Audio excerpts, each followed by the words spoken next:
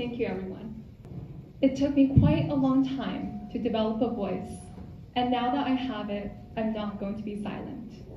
That's a quote from the former Secretary of State, Madeleine Albright, an alum of our alma mater. But this begs the question, how did Madeleine get there? How does one discover one's own voice, and what is that secret sauce? If there is a recipe, it definitely got lost in our mail growing up. When I was in the 4th grade, I had just moved from Beijing to Canada. Every day, I was pulled out of regular school with native-speaking kids into the hallway where I sat one-on-one with an ESL tutor to learn the most basic of vocabulary, like the difference between light and dark, as she demonstrated with her skin next to mine. Despite this, I was also eager to make new friends. One day, I was called to play grounders with my new classmates. Standing on the drawbridge on that playground, I was scanning the premises for it, looking out for my teammates. Suddenly, she disappeared out of my eyesight. So, infused with confidence from my newfound English skills, I belted out at the top of my lungs, "Where she is! Where she is!" Claire, one of our teammates, turned and burst into laughter. She said, "Shirley, it's not where she is, it's where is she?" I was mortified. I vowed to never speak English in public ever again, and it's clear to say that I did not find my voice that day. When I was in high school, I was determined to get on the student council. I remember standing in the school auditorium, quite like this one actually, holding a crumpled piece of paper with my speech on it, lights shining so bright that I couldn't see the audience, and my body was trembling with nerves. I was worried that I didn't do enough marketing, and my mind was muddled as I spoke. Long story short, I lost that election. Oh well. I was so embarrassed the next day when the president announced on the PA the results of the election, and I wanted to hide in the bathroom all day long. Next year came, I went for it again. To be honest, my parents pushed me, but I'm forever grateful that they did. This time, I went all out on marketing, creating campaigning videos on YouTube with the help from my friends, my family, and a random dude on the street named John. Thank you, John, wherever you are. And I stood on the stage, confident, and owned my speech. Some of my friends even said that it was the best speech they've ever heard. And guess what? I got elected to the student council, and I think I found my voice. But, just kidding, that did not happen. I lost the election again, and we're back to square one. It's been over a decade since these events. So how is it that these memories still stick in our minds with a punch in the gut? With scars from ghosts of Christmases past, it definitely takes a long time, like Madeleine said, to find your own voice. So when we first stepped foot at Wellesley College as visiting high school seniors, we shared the ambition to reinvent and rediscover our own voice.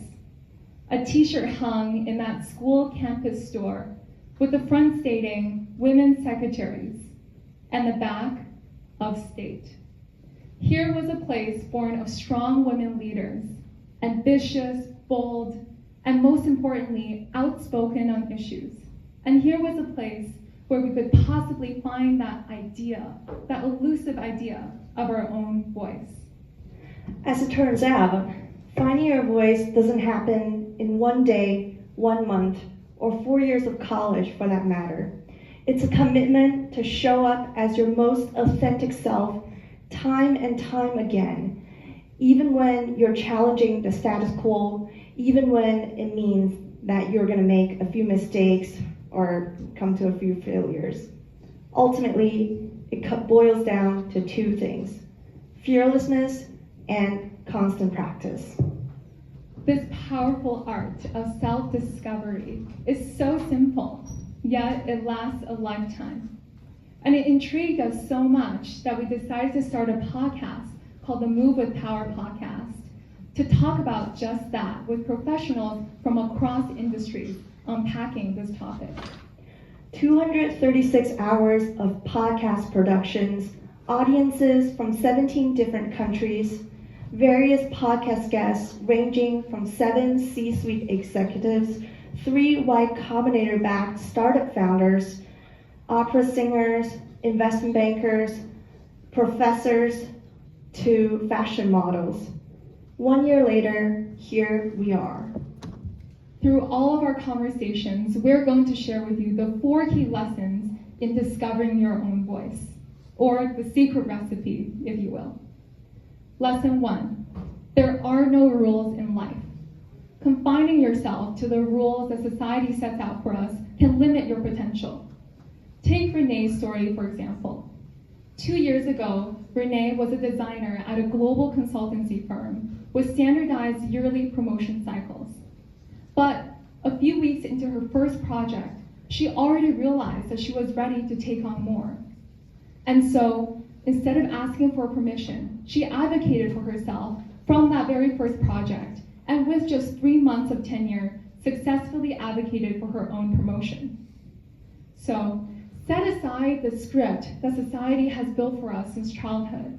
Embrace the freedom to advocate for your own journey and see how it can push you beyond the bounds of tradition.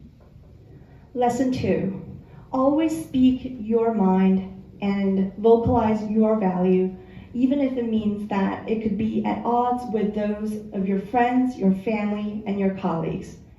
Erica, a leading project manager in New York, experienced massive changes in lifestyle as she entered her late 20s.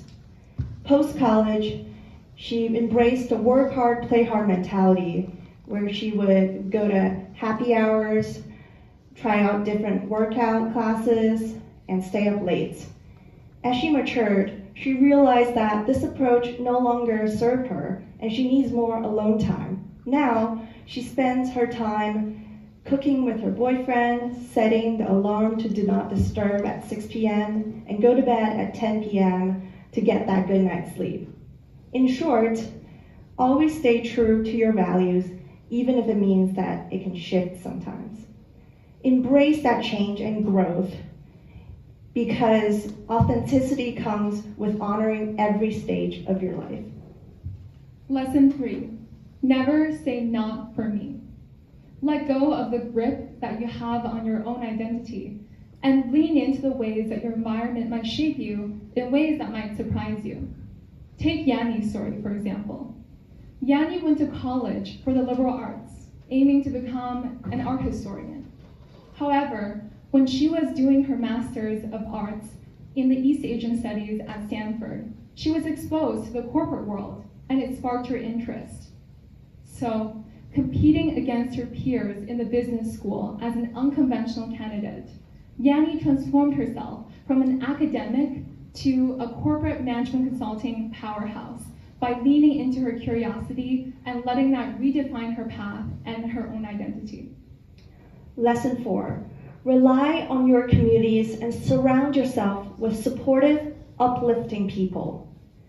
By community, I meant things like alumni network, professional network, etc. Kelly worked in the corporate world for a couple years and moved to Chicago to start her own consulting firm. Before that transition, she attended a college reunion where she met alums who had tread that similar path. They offered her invaluable advice, eased her fear, and provided that clarity needed to embark on her entrepreneurial journey.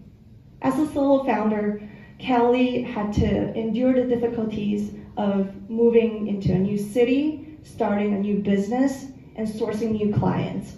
She built a strong support system by joining local nonprofits and professional network, and transformed her journey into a less lonely shared path. In short, lean into your communities, and learn from those who had taken the step before you. Their experiences could offer incredible guidance as you make your big life decisions. The key message is this: even when it's uncomfortable, even when you don't yet feel ready, practice using your voice. Throw convention out the window and vocalize your values. Let your environment uncover parts of you yet unknown and lean on your community. That's the practice. That's moving with power. Now, we're building a platform where our guests could amplify their impact and voice, showcasing the true, authentic self to the world. Take one guest, Kemi. She is the founder of a climate justice summit, MISO. For the first time, she uncovered in public how her upbringing by a community of powerful, confident women drove her and led her to her inspirations in nonprofit. Beyond these conversations, our Power Move organization's dual mission is to create opportunities for young people to empower them to also develop their own voice. One of our college interns was looking to improve her public speaking skills, and so she took on the role of interviewing some of our most interesting guests on the podcast. It's an ecosystem of paying it forward. In closing, consider this. Imagine a world where everyone can live their most authentic self, guided by their own inner voice, leading to fulfillment and purpose. Now, it's your turn to take that first step. Be fearless. Practice relentlessly. Discover your voice and let it resonate. Together, we can create a world where every story is told and every voice is heard. Thank you.